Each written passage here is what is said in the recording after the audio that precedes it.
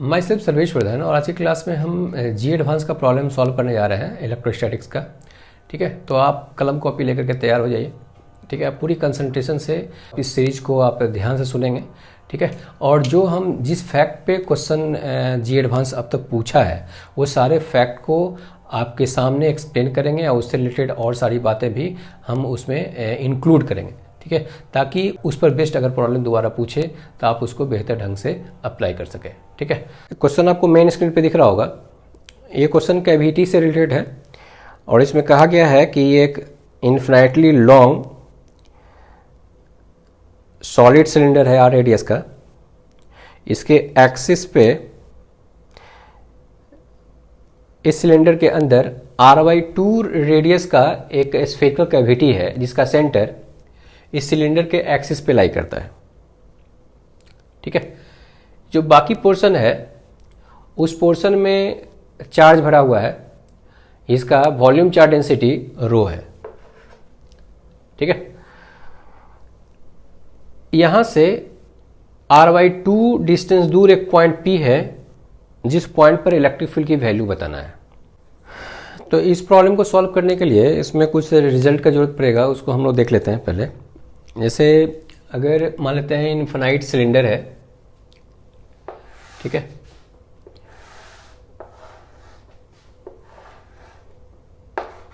ये plus infinity, ये minus infinity, ये एक्सिस है और वॉल्यूम बढ़ा हुआ है। वॉल्यूम चार्ज डेंसिटी रो है। दो पॉइंट कंसीडर करते हैं, एक बार पॉइंट P और एक बार पॉइंट P बाहर रहेगा। तो अंदर और बाहर दो पॉइंट कंसीडर कर रहे हैं।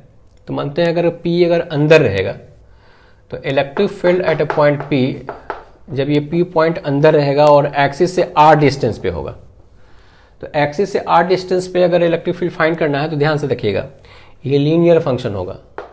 तो ρ/2ε0 स्मॉल r।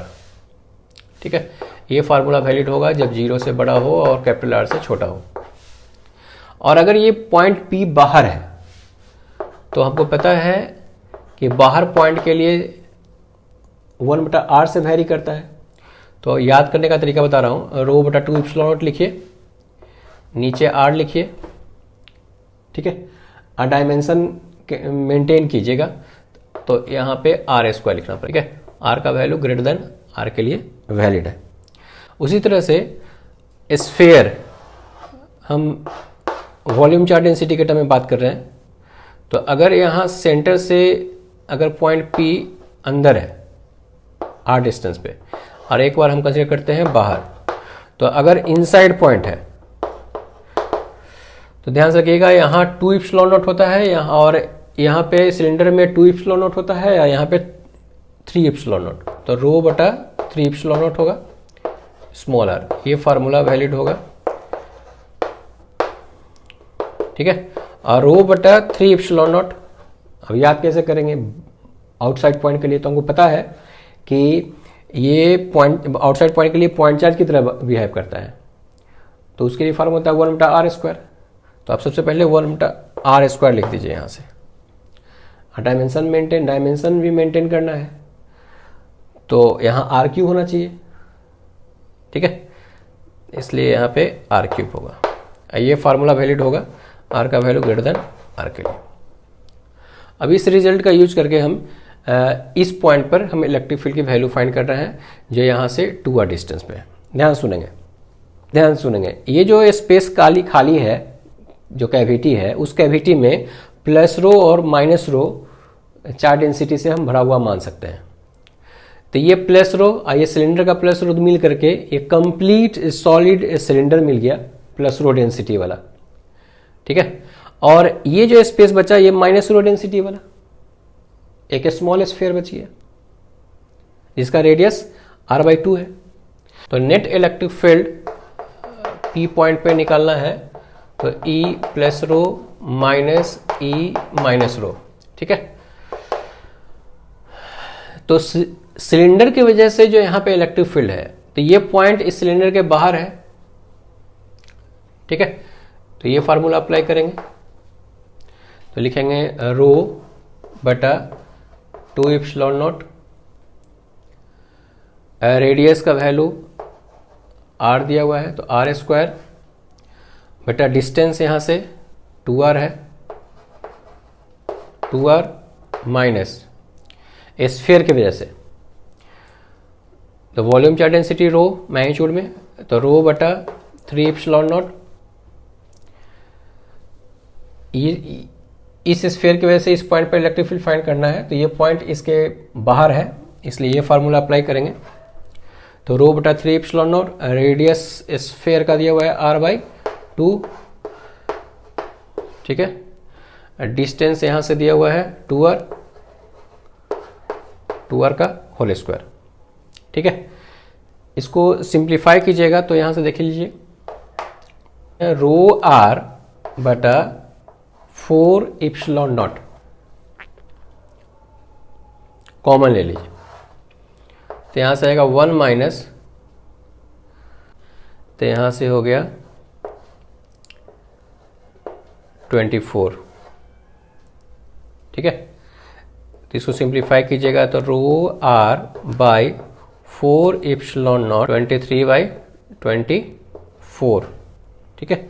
और इसका वैल्यू दिया हुआ है 23 रो r बटा 16 k एप्सिलॉन नॉट, तो ये 23 से 23 कट गया, रो r कट गया, ठीक है, ठीक है। ये आ गया 4 चौके 16, 6 चौके 24, एप्सिलॉन नॉट से एप्सिलॉन नॉट कट गया, और यहाँ से k का वैल्यू 6 आया, तो आंसर होगा k का वैल्यू 6।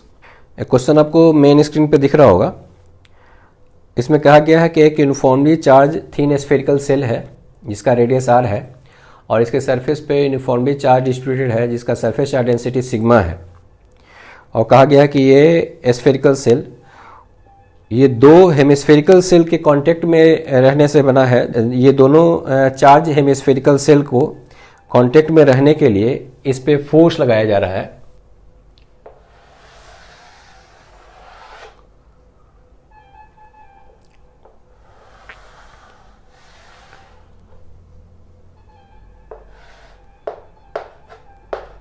ये फोर्स F, ये दोनों हेमिस्फेरिकल सेल चार्ज है जिसका सरफेस चार्ज डेंसिटी सिग्मा है, ठीक है। कहा जा रहा है कि ये जो दोनों हेमिस्फेरिकल सेल को कांटेक्ट में रहने के लिए कम से कम जो फोर्स F अप्लाई किया जाएगा, ये फोर्स प्रोपोर्शनल होगा। कहा जा रहा है फर्स्ट ऑप्शन में sigma square R square by epsilon naught, B में दिया हुआ sigma square R by epsilon naught, C में दिया हुआ sigma square by epsilon naught R, और डी में दिया हुआ sigma square by epsilon naught R square. हम क्या करते हैं, फोर्स की वैल्यू फाइंड कर लेते हैं। ये कम से कम ये मिनिमम फोर्स कितनी जरूरत है जिसके लिए ये दोनों हेमिस्फेरिकल सेल कांटेक्ट में रहे। तो ये जो आपको दिख रहा है ना, ये नॉन कंडक्टिंग है और सरफेस चार्ज डेंसिटी सिग्मा है, तो इसके अंदर जो इलेक्ट्रिक फील्ड होगा वो जीरो होगा। स्फेरिकल सेल के अंदर इलेक्ट्रिक फील्ड जीरो होता है। अब इस मॉडल को देखिए और इस मॉडल को देखिए, एक आर रेडियस का कंडक्टर हम कंसीडर कर रहे हैं। इस कंडक्टर के सरफेस पे चार्ज दिए हैं, तो ये चार्ज यूनिफॉर्मली डिस्ट्रीब्यूटेड हो गया, और मान लेते हैं इसका सरफेस चार्ज डेंसिटी सिग्मा है। तो हमको पता है कि ये जो छोटा सा पार्ट है, ये छोटा सा पार्ट चार्ज का, ये बाकी चार्ज के फील्ड में रखा हुआ है, तो फोर्स लगेगा। तो जो फोर्स का वैल्यू है वो हम लोग कैलकुलेट कर चुके हैं कि फोर्स पर यूनिट एरिया, या मान लेते हैं कि अगर इस छोटे से पार्ट पे जिसका एरिया dA है, इसमें फोर्स निकालना है, तो dF is equal to force per unit area होता है sigma square by 2 epsilon naught into area है हमारा dA, ठीक है। और ये जो फोर्स का वैल्यू होता है वो नॉर्मली बाहर की तरफ होता है। सिग्मा पॉजिटिव हो या निगेटिव हो, ये क्वांटिटी पॉजिटिव ही रहेगा, मतलब ये जो फोर्स लगेगा वो नॉर्मल डायरेक्शन में बाहर की तरफ लगेगा। अब ये फिगर में समानता क्या है कि चार्ज डिस्ट्रीब्यूशन दोनों का तो सेम है। यहाँ भी चार्ज सरफेस पे है, यहाँ भी चार्ज सरफेस पे है, यहाँ भी एक चार्ज लेयर है स्फेरिकल, यहाँ भी एक चार्ज लेयर है स्फेरिकल। सरफेस चार्ज डेंसिटी यहाँ भी सिग्मा है, यहाँ भी सिग्मा है। इसके अंदर इलेक्ट्रिक फील्ड जीरो है, इसके अंदर इलेक्ट्रिक फील्ड जीरो है। इसका सारा रिजल्ट हम यहाँ पे भी अप्लाई कर सकते हैं। तो क्लियर हो गया कि हम यहाँ पर अगर हम ये छोटा सा पार्ट कंसीडर करें, ठीक है, डीए एरिया का, तो इस पे जो फोर्स लगेगा वो इस ओर लगेगा। इसका value sigma square by 2ε0 into D A होगा। मान लेते हैं ये नॉर्मल के साथ यहाँ थीटा एंगल है, ठीक है। और उतना ही अगर हम नीचे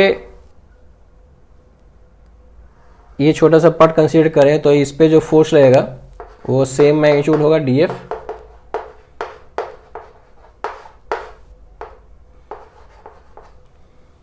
अब हम इस फोर्स को हम दो कंपोनेंट में रिजॉल्व कर देते हैं। ये थीटा है, ये थीटा है, तो ये हो जाएगा डी एफ कॉस थीटा, ये हमारा डी एफ साइन थीटा, ठीक है। उसी तरह से इसको भी हम रिजॉल्व कर लेते हैं।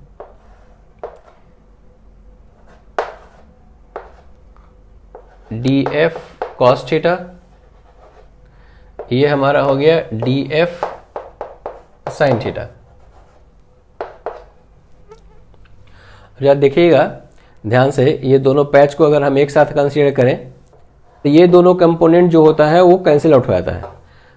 इसका मतलब ये क्लियर है कि हेमिस्फीयर के लेफ्ट पार्ट पे जो इलेक्ट्रोस्टैटिक प्रेशर की वजह से जो नेट फोर्स लगेगा वो लेफ्ट डायरेक्शन में लगेगा। अब ध्यान सुनेंगे, हमको कैलकुलेट करना है कैपिटल एफ। अब कैपिटल एफ कैलकुलेट करने के लिए हम ये लेफ्ट वाले हेमिस्फीयर को सिस्टम मान लेते हैं। लेफ्ट वाले हेमिस्फीयर को सिस्टम मान लेते हैं और देखते हैं कौन कौन सा फोर्स लग रहा है। तो एक एक्सटर्नल फोर्स एफ लगा रहा है, इलेक्ट्रोस्टैटिक्स प्रेशर की वजह से फोर्स लग रहा है लेफ्ट साइड में रिजल्टेंट, और ये राइट हेमिस्फीयर इस पे फोर्स लगाएगा इस ओर, लेकिन हमको निकालना है मिनिमम फोर्स, इसलिए नॉर्मल रिएक्शन की जो वैल्यू होगी ना वो हमको जीरो कंसीडर करना पड़ेगा। मिनिमम फोर्स निकालने के लिए हमको नॉर्मल रिएक्शन की जो वैल्यू है वो जीरो कंसीडर करना है। इसलिए ये सारा जो नॉर्मल की वैल्यू जो है ना वो हमको जीरो लेना पड़ेगा एफ मिनिमम फोर्स निकालने के लिए। तो ध्यान सुनेंगे, ये लेफ्ट वाला हेमिस्फीयर रेस्ट में है, इसका मतलब कि जो एफ जो फोर्स लगा है एक्सटर्नल फोर्स, ये इलेक्ट्रोस्टैटिक्स फोर्स को बैलेंस करेगा। तो F is equal to integration D F cos theta,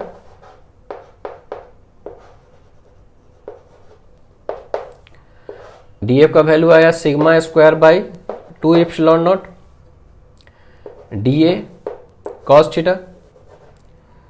sigma constant है तो आ गया sigma square by 2ε0 integration D A cos theta.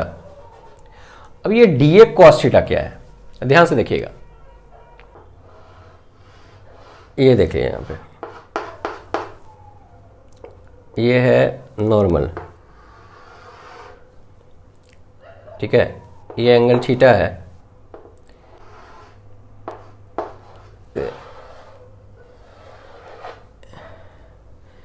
ये क्रॉस सेक्शन एरिया है, ठीक है, आर रेडियस का। ध्यान से देखेंगे, अब हम ये देखना चाहते हैं कि डी ए कॉस थीटा है क्या। तो डिस्क है आर रेडियस का,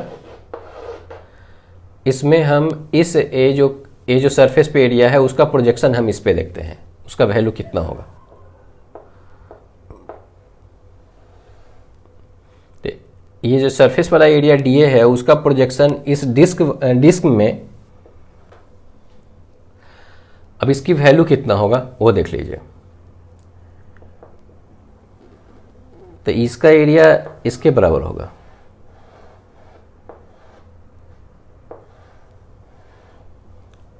ठीक है। ये लाइन इस एरिया के नॉर्मल है, ठीक है, और ये लाइन इस एरिया के नॉर्मल है। मतलब ये दोनों नॉर्मल के बीच का एंगल थीटा पता है, तो हम लोग जानते हैं कि दो प्लेन के बीच का एंगल और दोनों पे डाला गया नॉर्मल, उन दोनों के बीच का एंगल सेम होता है। तो ये दोनों नॉर्मल के बीच का एंगल थीटा है, तो इन दोनों प्लेन के बीच का भी एंगल थीटा ही होगा। ठीक है, ये डीए एरिया है, इन दोनों प्लेन के बीच में एंगल थीटा है, तो इसका जो वैल्यू होगा वो होगा डीए कॉस थीटा। इसका मतलब ये जो प्रोजेक्टेड एरिया है इस डिस्क में, उसका वैल्यू डीए कॉस थीटा होगा। ध्यान सुनेंगे, इस कर्व सरफेस के हर पार्ट का प्रोजेक्शन हम इस डिस्क में लेंगे, तो ये पूरे हेमिस्फेयर के सरफेस का प्रोजेक्शन इस डिस्क में जो होगा वो पूरे डिस्क के एरिया के बराबर होगा। ठीक है, इसका मतलब डीए कॉस थीटा का जो इंटीग्रेशन होगा वो डिस्क के एरिया के बराबर होगा। इसका मतलब sigma square by 2 epsilon naught into disc का एरिया पाई आर स्क्वायर, तो ये होगा फोर्स की वैल्यू। तो इसका आंसर ए सही है। अब हम इसको थोड़ा मॉडिफाई कर रहे हैं, थोड़ा क्वेश्चन में हम कुछ चेंज कर रहे हैं, ध्यान सुनेंगे।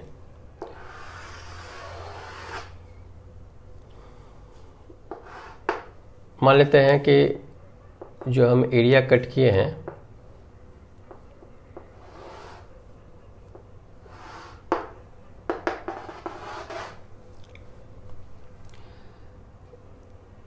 ये 30 डिग्री है और ये 30 डिग्री, मतलब इतना कट कर दिए हैं एरिया।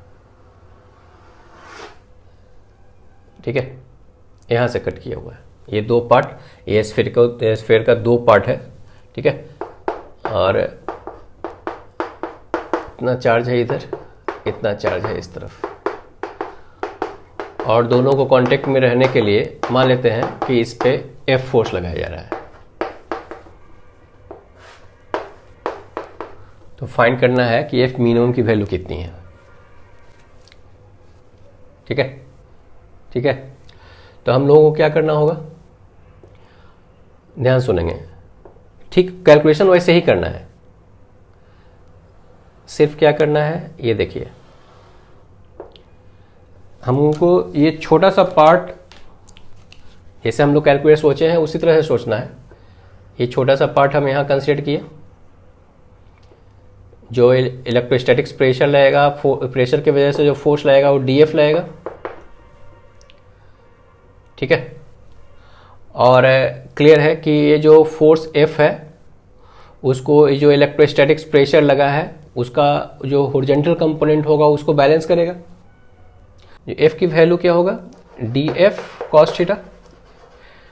ठीक, वैसे ही sigma square by 2 epsilon naught. ठीक है, D A cos theta integration के बराबर होगा। अब डी ए कॉस थीटा क्या होगा, तो इसका प्रोजेक्शन हमको देखना पड़ेगा। तो इस एरिया का जब हम प्रोजेक्शन हम इस पे लेंगे, यहां प्रोजेक्शन देना होगा। ये जो कर्व पार्ट है, इस कर्व पार्ट का प्रोजेक्शन जब आप देखेंगे तो ये जो क्रॉस सेक्शन है इस क्रॉस सेक्शन के एरिया के बराबर है। ठीक है, इसका मतलब sigma square by 2 epsilon not, इसका रेडियस अगर हम आर मानते हैं, आर प्राइम का वैल्यू कितना होगा, तो r sine theta, r prime बराबर आर साइन थीटा का वैल्यू 30 डिग्री। इसका मतलब r by 2 sigma square by 2 epsilon naught pi r prime का होल स्क्वायर। ठीक है, आर प्राइम का वैल्यू पुट कीजिएगा तो आएगा sigma square by 2 epsilon naught into pi, r prime का वैल्यू हमारा आ गया है आर बाई 2 का होल स्क्वायर। तो ये आंसर हमारा होगा।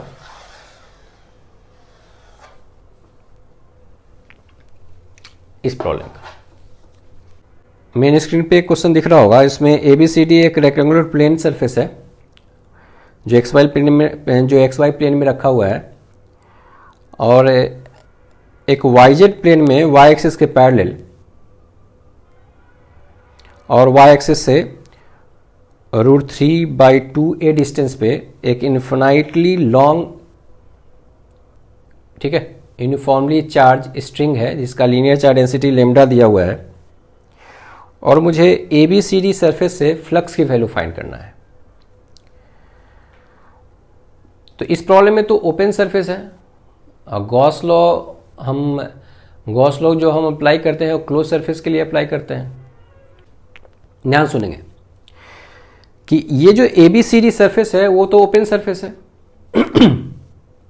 ऐसे फ्लक्स निकालना है, तो फ्लक्स निकालने के लिए गॉस लॉ आप जब अप्लाई करेंगे तो वो तो क्लोज सरफेस के लिए होता है, तो हम कैसे अप्लाई करें? तो ध्यान से सुनेंगे। यहां पर जो लाइन चार्ज दिया हुआ है ना इन्फिनाइट है, और याद कीजिएगा कि इन्फिनाइट लाइन चार्ज के लिए जो गॉसियन सरफेस होता है ना वो सिलिंड्रिकल होता है। तो कहीं ना कहीं ये क्वेश्चन सिलिंड्रिकल गॉसियन सरफेस से रिलेटेड है। पहले तो यहां से आइडिया लगाइए, निकालिए और जरा सोचिए। देखिए ध्यान से, ये सिलेंडर है,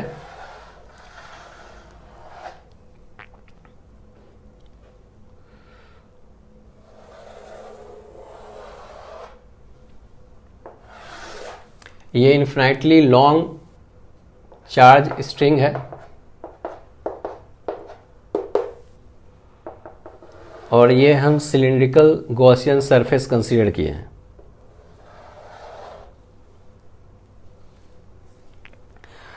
जिसमें ये जो सरफेस दिया हुआ है ABCD, उसको जरा देखिए ध्यान से।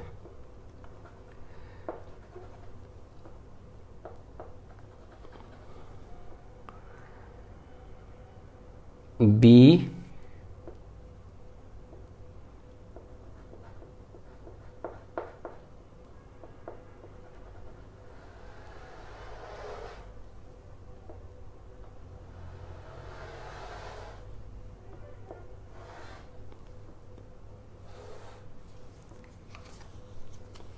ये देखिए आप, B, C, D और A, ठीक है। ये जो लेंथ है, ये जो गॉसियन सरफेस का जो लेंथ है वो L है, ठीक है। और ये जो लेंथ है ये है B। यही ABCD हमारा रेक्टेंगुलर प्लेन है जिससे हमको फ्लक्स निकालना है। ये जो इन्फिनाइट लाइन चार्ज है, यहां से जो डिस्टेंस है इसकी वैल्यू दिया हुआ है √3/2a। इस गॉसियन सरफेस से टोटल फ्लक्स की वैल्यू कितनी है? तो हमें पता है कि L लेंथ स्ट्रिंग इस गॉसियन सरफेस के अंदर है, तो इस गॉसियन सरफेस के अंदर टोटल चार्ज L लैम्डा है। इप्सिलॉन नॉट से डिवाइड कर देंगे तो total flux through this Gaussian surface मिलेगा। अब यहां से देखिएगा, यहां आंख लगा करके अगर हम देखेंगे तो इलेक्ट्रिक फील्ड लाइंस जो है ना वो रेडियली इस तरह से फैल रहा है चारों तरफ। जैसे मान लेते हैं ट्यूबलाइट है, वहां से लाइट निकलता है, उस तरह से हमारा इलेक्ट्रिक फील्ड लाइंस निकल रहा है, ठीक है, जो इस सिलेंडर के सरफेस पे टर्मिनेट हो रहा है। तो अब जरा ध्यान से देखेंगे, इस फ्लक्स को हम रिलेट कर रहे हैं प्लेन एंगल से। ध्यान सुनेंगे, याद कीजिएगा कि लास्ट क्लास में हमने फ्लक्स को कोरिलेट किया था सॉलिड एंगल से, ठीक है।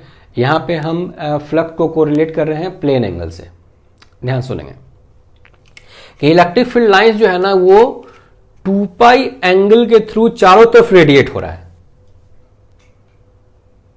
मतलब 360 डिग्री, यहां से देखेंगे तो 360 डिग्री नजर आएगा और 360 डिग्री में चारों तरफ वो लाइंस निकल रहा है और इस सिलेंडर के सरफेस पे टर्मिनेट हो रहा है। तो हम ऐसा कह सकते हैं कि जब 360 डिग्री से जब लाइंस निकलता है तो फ्लक्स की वैल्यू इतना होता है। तो हमको तो पता है कि इतना से ये थीटा एंगल से जितना लाइंस निकल रहा होगा, ठीक है, उतना ही लाइंस इस रेक्टेंगुलर प्लेन से पास कर रहा होगा। तो हम इसको इस तरह से समझ सकते हैं कि जब 2 पाई प्लेन एंगल से जब लाइंस रेडिएट होता है तो फ्लक्स की वैल्यू L लैम्डा बटा एप्सिलॉन नॉट के बराबर होता है। इसलिए 1 से अगर रहेगा तो फ्लक्स की वैल्यू कितना होगा, तो L लैम्डा बटा 2 पाई एप्सिलॉन नॉट से, इसलिए थीटा एंगल से होगा कितना फ्लक्स, तो फ्लक्स थ्रू प्लेन सरफेस के बराबर मिल जाएगा। इसकी वैल्यू कितनी होगी, तो L लैम्डा बटा 2 pi epsilon naught into theta के बराबर होगा। तो प्लेन सरफेस से फ्लक्स की वैल्यू इतना होगा। अब हमारा काम जो है वो थीटा फाइंड करना है। तो आप देखिए ध्यान से, ये आर है, ये आर है, इस ऊपर वाले क्रॉस सेक्शन को हम दिखला रहे हैं यहां पे।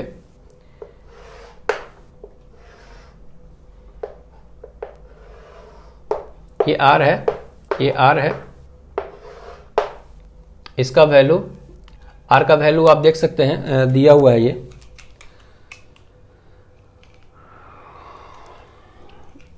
ये वैल्यू दिया हुआ है √3/2a,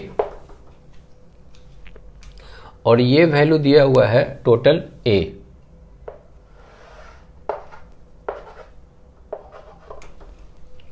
ठीक है, ये वैल्यू a दिया हुआ है। क्वेश्चन फिगर में देखिएगा, AD का वैल्यू a है, तो AD का वैल्यू a है, तो ये साइड a हो जाएगा, ये साइड a हो जाएगा।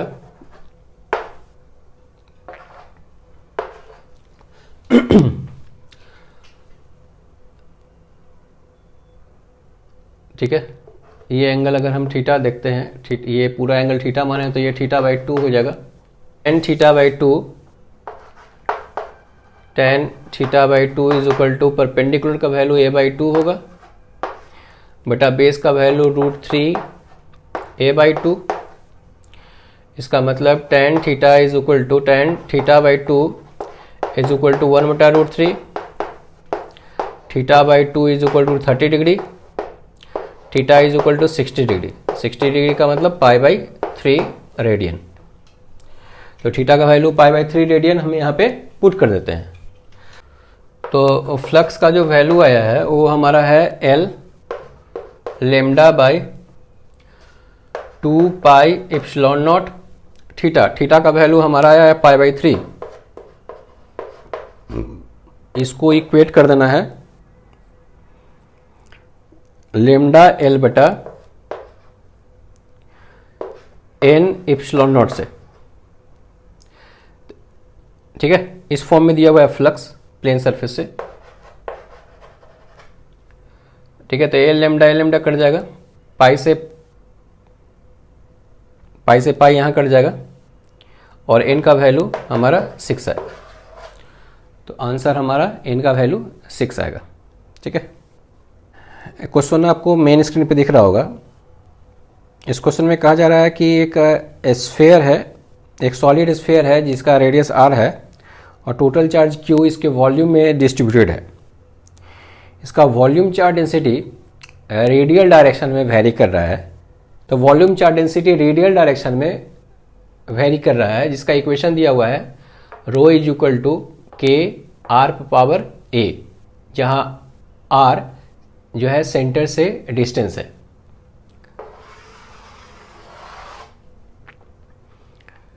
यहां से r डिस्टेंस पे वॉल्यूम चार्ज डेंसिटी की वैल्यू इतना है।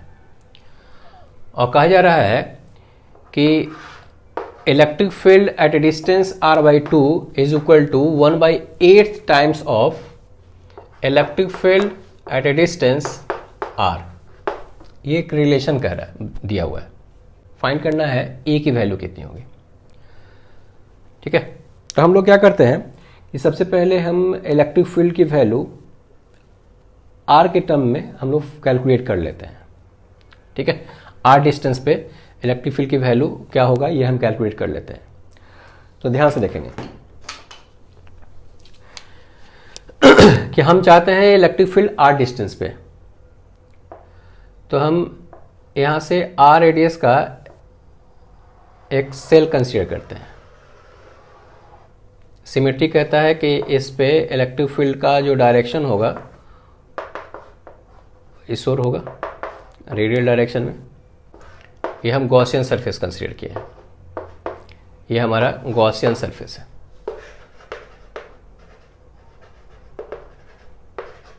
सरफेस है r रेडियस का, ठीक है। सिमेट्री कहता है कि हर जगह पे इलेक्ट्रिक फील्ड का वैल्यू सेम होगा और रेडियल डायरेक्शन में होगा। तो फ्लक्स इज इक्वल टू, इस सरफेस से फ्लक्स अगर निकालेंगे तो इंटीग्रेशन E इंटू ये एरिया भी हमारा इस ओर होगा, तो E इंटू डी ए।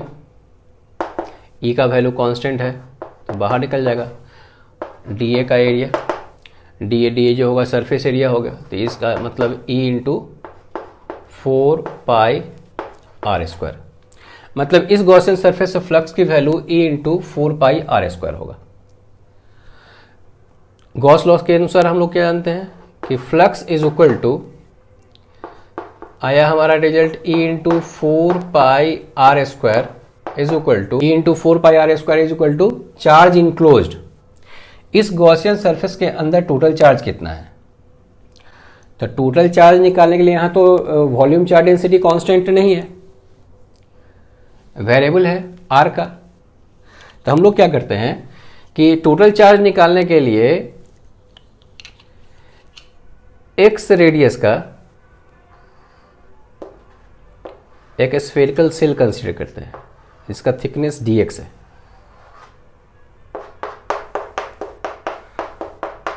ठीक है, और ऐसा स्फेरिकल सेल यहाँ 0 रेडियस से लेकर के स्मॉलर रेडियस तक कंसीडर करते हैं, और उसको हम लोग इप्सिलॉन नॉट से डिवाइड करेंगे। अब चार्ज इनक्लोज निकालने के लिए आप यहां से देख सकते हैं हम लोग क्या करते हैं, x रेडियस का एक स्फेरिकल सेल कंसीडर किया dx थिकनेस का, ठीक है। तो उसमें कितना चार्ज है, तो उसमें है चार्ज 4 पाई एक्स स्क्वायर हो गया सरफेस एरिया, dx से मल्टीप्लाई कर दिए तो वॉल्यूम हो गया, इसको रो से मल्टीप्लाई करेंगे, रो से, तो x रेडियस पे रो की वैल्यू होगा k x पावर a, तो रो की वैल्यू है k x पावर a, ठीक है। इसको इंटीग्रेट करेंगे कहां से कहां तक, तो 0 से लेकर स्मॉल r तक, तो 0 से लेकर स्मॉल r तक इंटीग्रेट करेंगे और इप्सिलॉन नॉट से डिवाइड कर देंगे। तो यहां से आएगा हमारा e into 4 pi r square is equal to, से कॉमन आएगा 4 पाई, k कांस्टेंट है, ठीक है, 4 पाई k इंटीग्रेशन में आएगा x पावर 2 प्लस a, ठीक है, 0 से लेकर के r बटा एप्सिलॉन नॉट। तो ये हो गया e into 4 pi r square is equal to 4 pi k। ये वैल्यू यहाँ से ये इंटीग्रेट करेंगे बटा एप्सिलॉन नॉट, इसको इंटीग्रेट करेंगे तो आएगा हमारा x पावर 3 प्लस a बटा 3 plus a, upper limit put करेंगे तो आएगा हमारा r पावर 3 प्लस a बटा 3 प्लस a, ठीक है। यहां से 4 पाई कट गया। इलेक्ट्रिक फील्ड का जो फार्मूला आएगा हमारा वो आएगा k बटा 3 plus a epsilon not r power a plus 1, r power a plus 1, ये हमारा फार्मूला हो गया इलेक्ट्रिक फील्ड का। अब हमारे पास ये रिलेशन दिया हुआ है, इस रिलेशन को अप्लाई करेंगे और हम लोग ए की वैल्यू फाइंड करेंगे। स्मॉल आर का वैल्यू r/2 पुट कीजिए तो आएगा k/3 + a एप्सिलॉन नॉट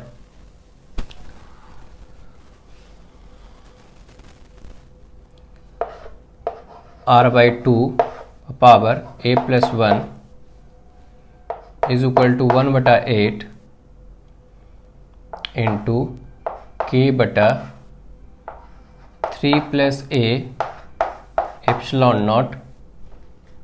ठीक है, स्मॉल आर का वैल्यू कैपिटल आर के बराबर है, तो r पर पावर a + 1, तो हमारे पास आएगा 1/2 पर पावर a + 1 = 1/8, मतलब 2 पर पावर 3।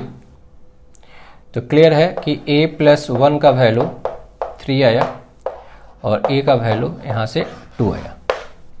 तो इस तरह से आज का सेशन हमारा कंप्लीट हुआ और बहुत जल्द इलेक्ट्रोस्टैटिक्स के कुछ और प्रॉब्लम के साथ हम आपके सामने उपस्थित हो रहे हैं। अगर आपने अब तक चैनल को सब्सक्राइब नहीं किया है तो चैनल को सब्सक्राइब कर लें और बेल आइकन को प्रेस कर दें ताकि हमारी सारी नोटिफिकेशन आप तक आसानी से पहुंच सके। तब तक के लिए बाय बाय।